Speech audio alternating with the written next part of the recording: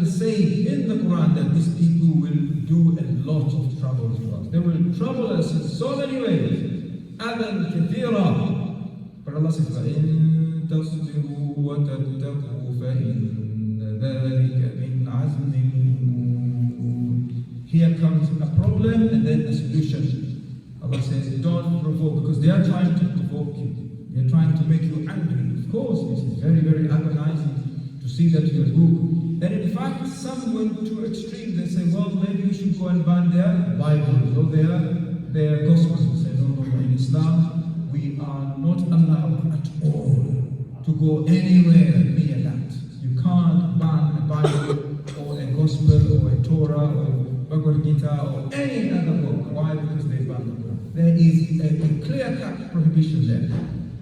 Allah says, وَإِن تَصْبِرُوا وَتَتَّقُوا. When you observe patience and tolerance, وَتَتَّقُوا, and then you observe piety, what does it mean?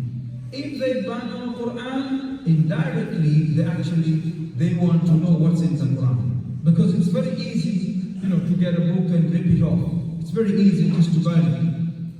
But let's take a simple theory. Let's take a simple analogy here. If they are to ban all the books, forget about the one or two that they banned at the embassy, the Turkey embassy in Sweden. Let's make an assumption that they banned the entire masahif, kutub, masahif that we have from Africa, Europe, Asia, Saudi Arabia, everywhere. Can we fail to produce a new one within a day, within a couple of hours? Can we fail to do that?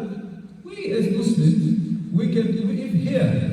We have so many kuffar, not only here, different communities. If we just to meet 2, 3, 4, 5 people, we can produce a new copy of the Quran.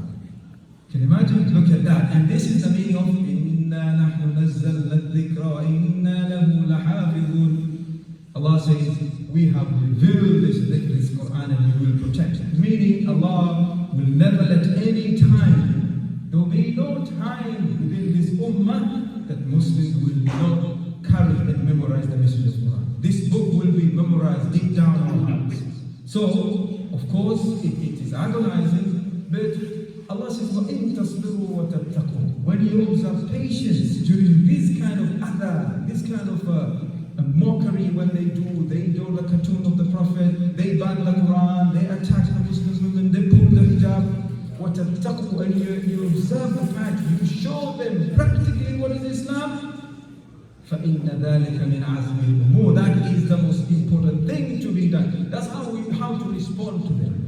In fact, we should actually, the fact that they ban the Quran, we should make a habit. Some scholars actually suggested we should make a normal habit now to read Quran everywhere. Of course, this is command, it was there everywhere, but now when you're on train, read your Quran. Let people actually say, these are the people, these are the guys that we banned their book. What are they doing? Give them, spread the copies of the Quran. If you have a Muslim neighbor, a non-Muslim neighbor, if you have a friend at work, a work colleague, if you have someone you play football with, someone you mingle with, give him a copy of Islam, a copy of Quran. Why? Because, especially to non-Muslims, because we want them to know what's in the book. Maybe sometimes we hate things and we hate people, ignorantly. Because we don't know them. Because just somebody told me this is a bad person, somebody told you this is a bad person, so you dislike that particular person without even dealing with them.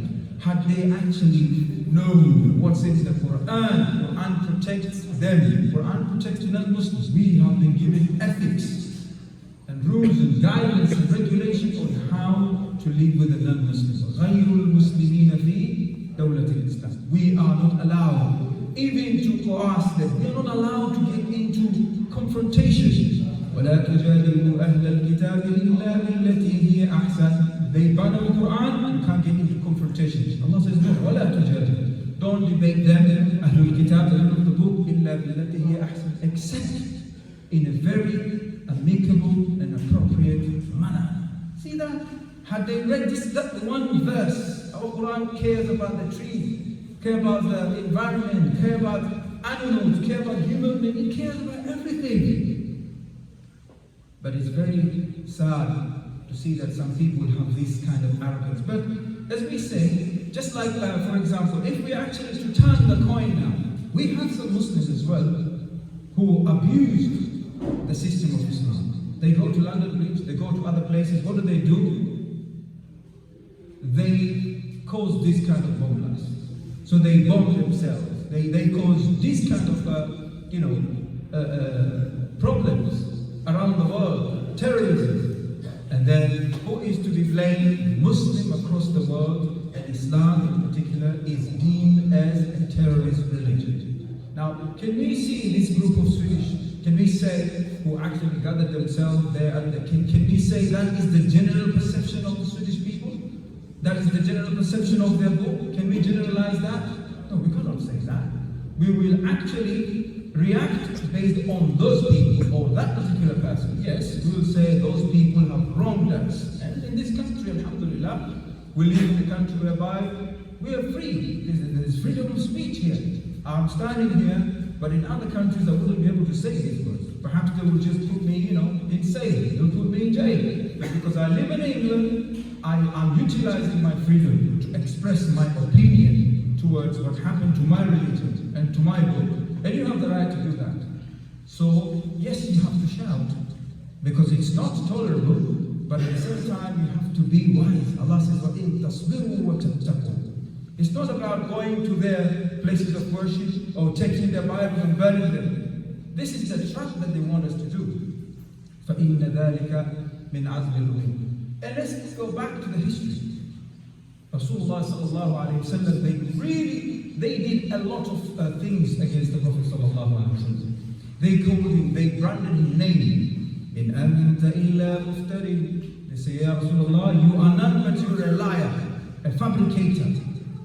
Kadhab, they call him a liar. Majnoon, they call him a lunatic, a crazy. Allah says, وَلَا صَاحِبُكُمْ بِمَجْنُونَ. Surah Al-Takwir. This Sayyidina Muhammad sallallahu alayhi wa sallam, he's not lunatic, he's not crazy. What he says is absolutely true. It's a revelation from Allah. These words from the Quraysh, they started infuriating, hate and this lousy and foolish kind of talk a long time ago. They say he didn't even actually meet Jibreel, he didn't even see Jibreel. Allah says, وَلَقَدْ رَآهُ بِالْأُفُقِ الْمُبِينِ. Indeed, he saw Jibreel, alayhi salam. See here? So now, dear Muslim brothers, we need to learn. And the hadith, the Prophet sallallahu alaihi wasallam says, مَنْ رَأَى مِنْكُمْ مُنْكَرًا فَلْيُغَيِّرْهُ بِيَدِهِ. Some people actually, there's a hadith, which is Sahih hadith, but it's a text out of context. See, this is the problem that we have.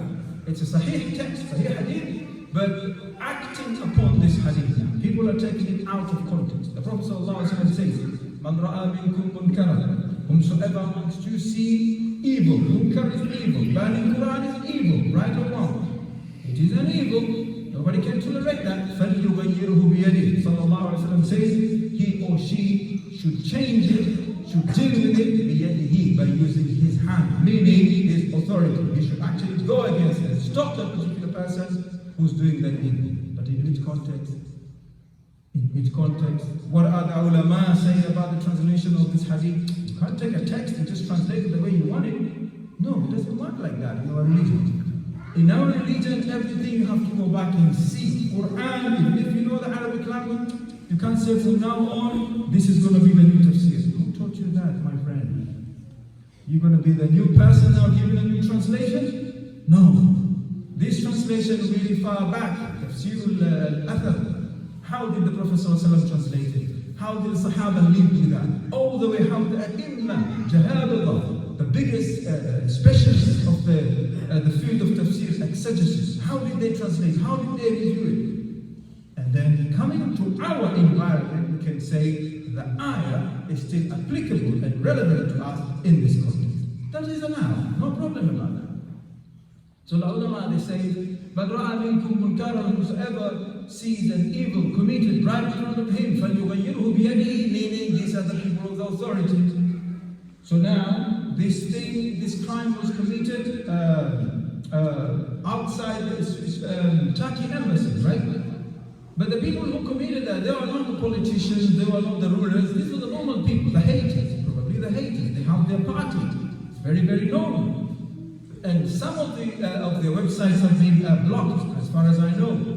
So now, the people who have authority, the governments now, their authority, their responsibility is to speak with the Danish and the Swedish government, because this is authority versus authority now.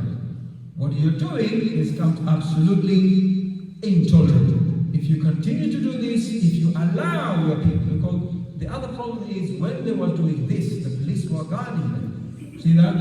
When the police were guarding them, what does it mean? Well, they say they were utilizing their freedom of expression. Well, you're utilizing your freedom of expression by burning the Quran? Can we do that? If we're burning the Bible here, saying we're utilizing the freedom of expression? This is absolutely nonsense. It doesn't make any sense. So, for a Muslim, that's what the Prophet says, فَإِن لَمْ يَسْتَطِعْ فَبِلِسَانِهِ. If he doesn't have the authority or the power to that level, to stop that kind of evil, فَبِلِسَانِهِ. This is what we're doing. He should use his tongue to speak against that. Yes, I will never be quiet. You should never be quiet because you are very influential people. Don't jubilate it, don't fantasize. Our Quran has been banned. No. The burning of the Quran, like I said in my introduction, is the message that we don't want you, we hate you. We called you here. Don't think that you are comfortable here. We allow you to come to our places, but we don't like you. Some people are trying to send this message. فَإِن لَمْ يَسْتَطِعْ. The Prophet ﷺ says, if you live in a situation and the application of the hadith based on the situation. I think my brothers would learn about things about fatwa. A fatwa which was ruled in Saudi Arabia, in Pakistan, in Kashmir, in South Africa. If you want to bring that fatwa in a different environment now, first you need to study the environment. There are rules and regulations about importing and exporting a fatwa. The ulama, the muftis, they put it down. فَإِن لَمْ يَسْتَطِعْ فَبِلِسَانِهِ فَإِن لَمْ يَسْتَطِعْ فَبِقَلْبِهِ. Then Rasul sallallahu alaihi wasallam knew there will be people living in a different environment. Some will have the authority, will have to confront these things by using their power. Some will have their only power is their tongue and their books. And the tongue here was mentioned that it includes so many things. Writing articles, demonstrations, going somewhere and tell people, yes, this is absolutely appalling. It is intolerable. We can't tolerate this. فَإِن لَمْ يَسْتَطِعْ. The Prophet ﷺ teaches us the manner. If you cannot do that, فَبِقَلْبِهِ. A Muslim needs to hate it, deep down his heart. وَذَلِكَ أَضْعَفُ الْإِيمَانِ. But the Prophet ﷺ, somebody who does this, will become someone who is a very weak Iman. You can't even say something about Quran has been banned. You must have very weak Iman then. Yes, you don't have the authority to speak, say something about it. Mobilize, don't cause violence. No, don't go and swear at them. Don't go and swear and defend the Lord, the so-called gods. No. Deal with the situation wisely. وَبَشِّرِ الصَّابِرِينَ. And the Prophet and Allah Azza wa Jalla says, glad tidings to those people when they have crises, they're always patient. We do not panic.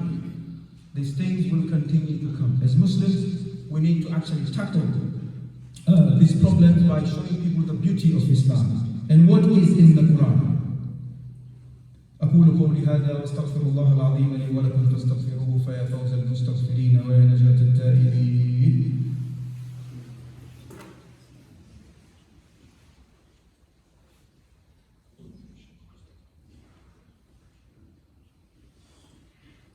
الحمد لله رب العالمين والعاقبة للمتقين ولا عدوان إلا على الظالمين. أحمده تعالى بما هو له أهل من الحمد وأثني عليه وأؤمن به وأتوكل عليه. أما بعد فيا حماة الإسلام وحراس العقيدة اتقوا الله عباد الله واتبعوا أوامره واجتنبوا نواهيه واعلموا أن الله عز وجل يقول إن الله وملائكته يصلون على النبي يا أيها الذين آمنوا صلوا عليه وسلموا تسليما. اللهم صل على محمد وعلى آل محمد كما صليت وسلمت وباركت على إبراهيم وعلى آل إبراهيم في العالمين إنك حميد مجيد. وارض اللهم عن خلفائه الراشدين وعن أزواجه أمهات المؤمنين وعن سائر الصحابة أجمعين وعنا معهم برحمتك يا أرحم الراحمين. اللهم أعز الإسلام والمسلمين وأذل الشرك والمشركين واقطع دابر أعداء الدين واستأصل شأشتهم ولا تدع لهم باقية. اللهم اغفر للمؤمنين والمؤمنات والمسلمين والمسلمات الأحياء منهم والأموات إنك سميع قريب مجيب الدعوات. عباد الله، إن الله يأمر بالعدل والإحسان وإيتاء ذي القربى وينهى عن الفحشاء والمنكر والبغي يعظكم لعلكم تذكرون. اذكروا الله العظيم الجليل يذكركم واشكروه على نعمه يزدكم ولذكر الله أكبر. الله يعلم ما تصنعون. وقوموا إلى صلاتكم يرحمكم الله.